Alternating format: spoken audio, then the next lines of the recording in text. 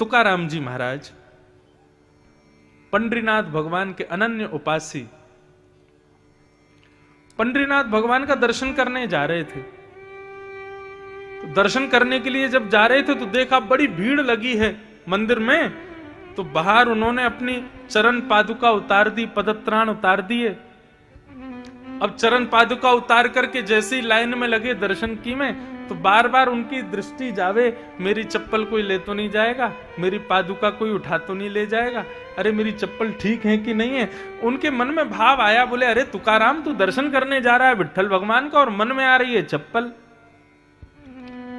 तुकाराम जी line तोड़ करके बाहर आ गए और आकर के अपना पटका खोला, पटका में चप्पल रखी और गांठ बांध के अपनी कमर से बांध ली। बोले पहन के नहीं जा सकते, कमर से बांध के तो जा सकता हूं। तुकाराम जी का भाव क्या था कि जब मेरा विट्ठल मेरे सामने हो, जब मेरे नाथ मेरे सामने हो, उस समय यदि चप्पल का ध्यान मुझे आ गया ना तो मेरे दर्शन में व्यवधान आ जाएगा। तो कहीं ये चप्पल व्यवधान का कारण ना बन जाए, तो अपनी कमर पे बांध ली और तुकाराम जी चले गए मंदिर में भीतर। अब मंदिर में खड़े थे, सब लोग कीर्तन कर रहे थे, जय जय राम कृष्ण हरि। तभी एक की नजर पड़ गई कि तुकाराम जी ने कमर पे चप्पल बांध रखी।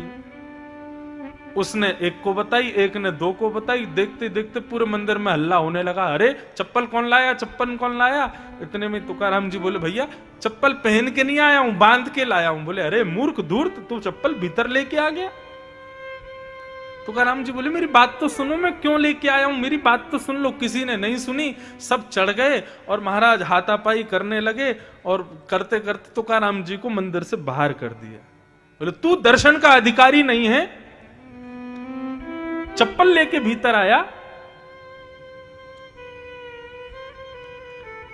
तुकाराम जी मंदिर के दूसरे कोने में जाकर के बैठ गए और बैठ करके बोले हे विट्ठल, मेरा मन का भाव आपके मंदिर की मर्यादा तोड़ना नहीं था। मुझे ऐसा भी नहीं कि चप्पल के प्रति मेरी बहुत आसक्ति है। मेरा मन ही दूषित है कि मैं मंदिर में जा रहा था तो बार बार चप्पल की स्मृति हो रही थी।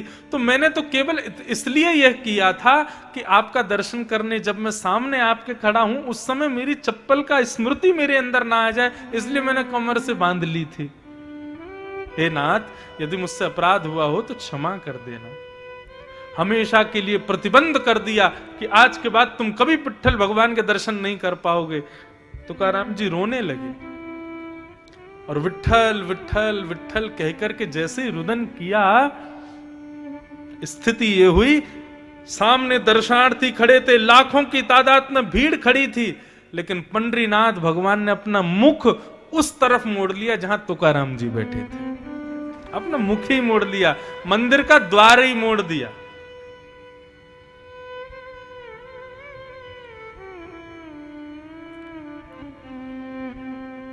ठाकुर जी को सबसे प्रिय भोग, सबसे प्रिय प्रसाद, सबसे प्रिय सुगंधी, सबसे प्रिय आभूषण, सबसे प्रिय वस्त्र यदि कोई है तो वो केवल अपना भक्त है। जब उनका प्रिय भक्त सन्मुख आता है ना तो उसको देख करके ही ठाकुर जी तृप्त हो जाते हैं, मतलब मानो भोग लग गया। जब उनका भक्त अपने नेत्रों से अश्रुपात करता है, ठाकुर जी मानो उसी से स्नान कर लेते हैं।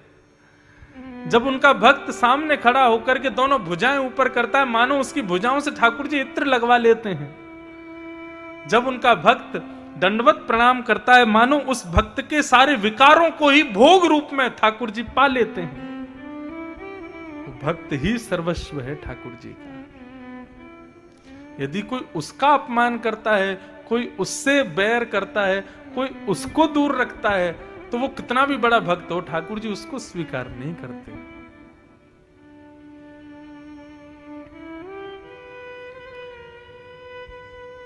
अब ये पद गाने से मैं रुक नहीं पा रहा हूं, गा ही देता हूं। ठाकुर जी किसको अपनाते हैं?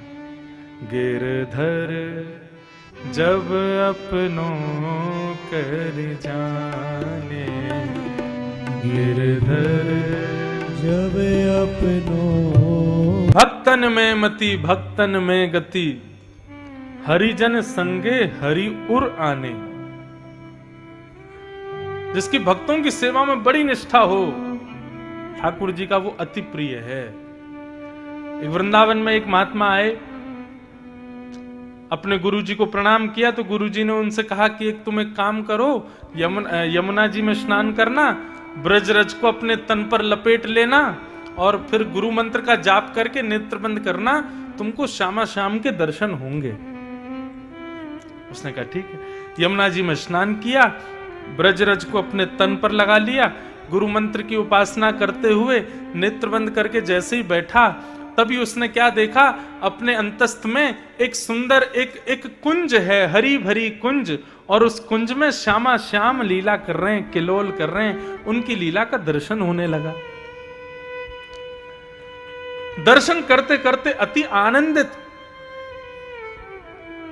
तभी वो अनुभव करता है कि श्यामा श्याम जो उसके अंतस्थ में दिखाई दे रहे हैं, वो एक लीला करते हैं जिस लीला से उस भक्त को थोड़ी हंसी आने लगती है, थोड़ा आनंद आने लगता है। बहुत सावधानी से सुनिएगा। अब जिस समय उसको हंसी आती है, उसी समय सामने से एक ब्रजवासी वो जा रहा होता है और वो विकलांग होता है, एक पैर नहीं होता उसका। अब वो व्यक्ति हंस तो रहा था ठाकुर जी की लीला देख करके, लेकिन उस विकलांग ब्रजवासी को लगा ये मेरे ऊपर हंस रहा है, ये मेरी चाल पर हंस रहा है। और स्थिति क्या हुई, जैसे उसके हृदय में आया कि ये मेरी चाल पर हंस रहा है, ऐसी भावना आते ही उसके हृदय से ठाकुर जी अंतर ध्यान हो गए। उसके हृदय से ठाकुर जी चले गए। अब वो बार बार आंख बंद करके देखे, बोले इतनी सुंदर लीला हो रही थी, इतना आनंद आ रहा था, श्यामा श्याम आपस में दोनों लीला कर रहे थे, बड़ी प्रसन्नता हो रही थी, अचानक से अंतर्ध्यान क्यों हो गए? नहीं समझ पाया। उसने फिर से जमुना स्नान किया, फिर ब्रजरज को तन से लगाया, गुरु मंत्र की माला जप करके फिर नेत्र बंद किए। कुंज तो दिख रहा है, आवाज तो ठाकुर जी की आ रही है, किशोरी जी हंस रही हैं, श्याम सुंदर लीला कर रहे हैं, ये सब अनुभव तो हो रहा है, लेकिन ठाकुर जी दिख नहीं रहे। अति व्याकुल 3-4 दिन तक जब उसको दर्शन नहीं हुए, दौड़ करके अपने गुरुदेव के पास गया। बोले गुरुजी, एक दिन ऐसे ऐसे लीला हो रही थी, ठाकुर जी ने ऐसी लीला की कि मुझे जोर से हंसी आने लगी, मैं हंसने लगा। अचानक पता नहीं क्यों फिर श्यामा श्याम अंतर ध्यान हो गए, उनकी आवाज आ रही है, चलने की नूपुरों की ध्वनि आ रही है, कुंज दिख रही है, लेकिन ठाकुर जी नहीं दिख रहे। गुरुदेव मुस्कुराए और बोले, तुमसे कोई भक्त अपराध तो नहीं हुआ? बोला नहीं भगवान, मैं क्यों अपराध करूंगा, मैं तो अपने सामान्य भाव से केवल स्नान करके ब्रजरज लगा करके केवल ठाकुर जी का स्मरण कर रहा था, इसमें भक्त अपराध क्या? बोले जब तुम हंस रहे थे, हंस करके तुमने जब नेत्र खोले तो आसपास कोई था क्या? उसने बताया, बोले कि हाँ एक व्यक्ति था, लेकिन थोड़ा दूरी पर था, एक विकलांग था, वो जा रहा था, शायद ब्रजवासी था। गुरुदेव समझ गए। बोले बेटा, तुम हंस रहे थे ठाकुर जी की लीला देख करके, लेकिन उसको लगा तुम उसकी दुर्बलता पे हंस रहे हो, और इसी भक्त अपराध की वजह से ठाकुर जी तुम्हारे हृदय को छोड़ के चले गए। अब आप विचार करो, जानबूझ के भक्त अपराध करने का तो जाने क्या ही फल देंगे ठाकुर जी, बिना जानबूझ के किया तो ठाकुर जी ने हृदय छोड़ दिया उसका। चरणों में गिर गए, बोले भगवान अब मैं क्या करूं, कब आएंगे ठाकुर जी मेरे हृदय में पुनः? महात्मा ने बताया, बेटा बहुत लंबा अब कार्य तुझको करना पड़ेगा। बोले क्या? बोले 1 महीना पर्यंत वृंदावन की परिक्रमा में बैठ करके जितने लोग वहां से गुजरे सबसे प्रणाम करके सबसे क्षमा मांगना,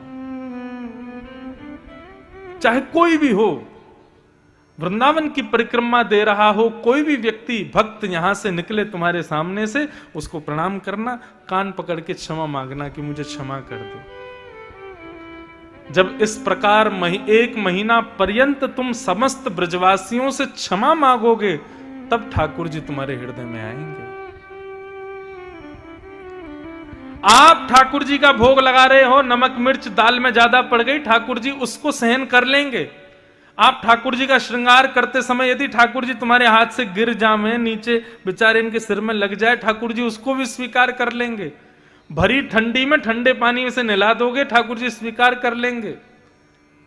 लेकिन यदि किसी भागवत का, भागवत यानी भगवान का, किसी भक्त का अपराध यदि कर दिया, ठाकुर जी क्षमा नहीं करेंगे। और उसकी क्षमा की विधि बहुत लंबी है। इसलिए बंधुओं, ठाकुर जी ने तुमको स्वीकार किया है। ये कब जानो? कथा में और भगवान के भक्तों में जब रति हो जाए तो समझना ठाकुर जी ने स्वीकार किया है। कई लोग बोलते हैं ना मेरे पास आके, महाराज जी हम ना हर महीने सालासर जी जाते हैं, महाराज जी हर 2 महीने में गिरिराज जी परिक्रमा लगाने जाता हूं, महाराज जी मैं हर साल बद्रीनाथ जाता हूं, महाराज जी मैं हर साल 4 धाम करके आता हूं। मुझे ज्यादा प्रशंसा नहीं होती, लेकिन कोई कहता है ना, महाराज जी हर महीने मेरे यहाँ कोई भगवान के दिव्य भक्त आते हैं, संत आते हैं, आके प्रसाद पाते हैं, मेरे यहाँ की सेवा देख के प्रसन्न होते हैं, मुझे बड़ी प्रसन्नता होती है। क्यों? बाकी लोग तो तीर्थों के पास जाते हैं, लेकिन उसके यहाँ तो घूमते फिरते संत ही तीर्थ लेके आ जाते हैं।